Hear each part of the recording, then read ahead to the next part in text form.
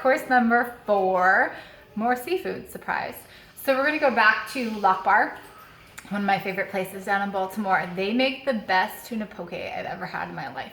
And so this is the best I've been able to do at recreating it. So what do I have on the board? Here we go.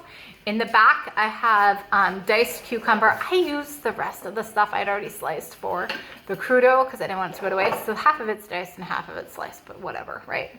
I have green onions, some scallions. I have chopped cilantro, and I have yellowfin tuna and avocado. So let me talk real quick about that tuna. I buy the individual frozen yellowfin tuna fillets from Giant. They're amazing. They're like $4 or $5 for a fillet.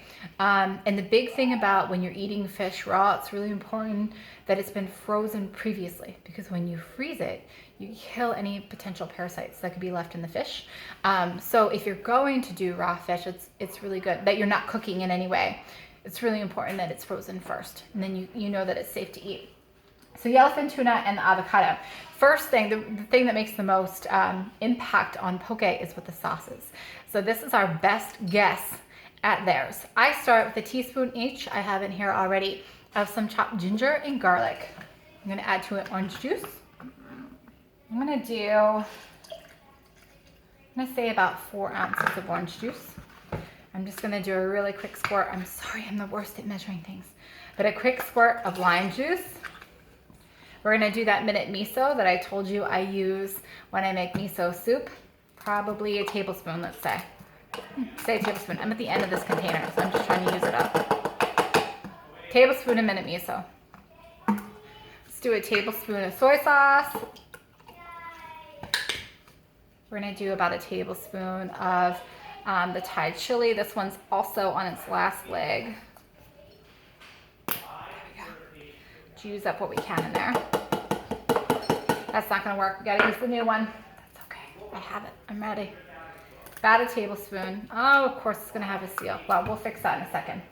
I'm gonna do about a teaspoon of the sesame oil. It's pungent. It goes a long way. So I'm not gonna do as much of that as I do with the other things. I'm gonna do about 2 tablespoons of rice wine vin. And then I'm gonna put that on my bullet. I'm gonna blend it up, and it's gonna make an awesome dressing.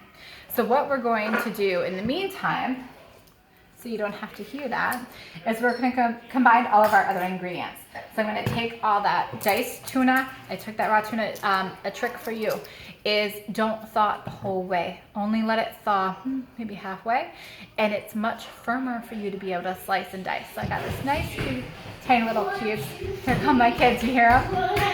So the tuna, cucumber, onions, cilantro, and the last thing we're gonna do here quick before I pause to blend up my dressing is we're gonna dice some avocado and put that in there as well. So real quick, just cut across both ways. See, cut it both ways. Take your spoon and scoop all the avocado out. I'm gonna do a whole avocado here. And the last thing I'm gonna do with this mixture here when I mix it up is I'm gonna sprinkle it with some sesame seeds. I happen to have ones. The last time I bought sesame seeds, I couldn't find the tuxedo ones that I like.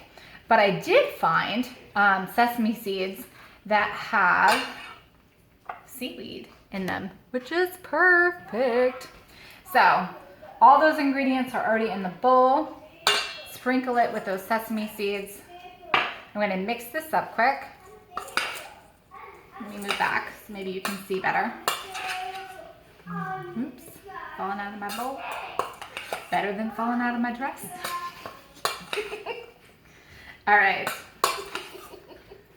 Okay, so this is what it looks like so far.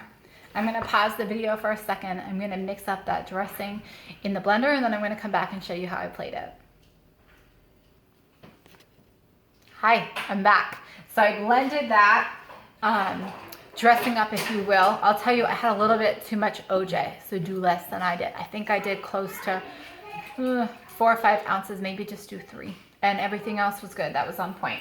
So to plate this up, I take and I just pile this tuna right in the middle of the plate. I will say we like to just eat it this way with a fork, but the rice crackers are really nice to put it onto. So once you have the tuna in the plate, I pour some of the dressing all around the outside. Give it a little extra dash of the seaweed, sesame seeds. Pull that up for you to see, and I'll take a good picture for you. So the wine pairing that we're doing with that today is going to be a Provence Rosé, surprise. So this is La Vendette. This is from Provence. Really nice, fresh floral notes. So when you have Asian flavors and there's a lot of salt and there's a lot of savoriness, it brings out all the fruit in the wine. So maybe if you had this wine on its own, it might be really acidic to you. I mean, you may say, man, all I taste is acid. But when there's acid in the dressing, it cancels it out in the wine. So then you won't notice how much acid's here, because the lemon and the orange juice that we have in here, all the savory, salty notes of the soy sauce, they take all that away. So what you pick up instead is a nice floral, fresh, fruity note in the wine, and it's an awesome pairing. We'll see you soon for course number 5.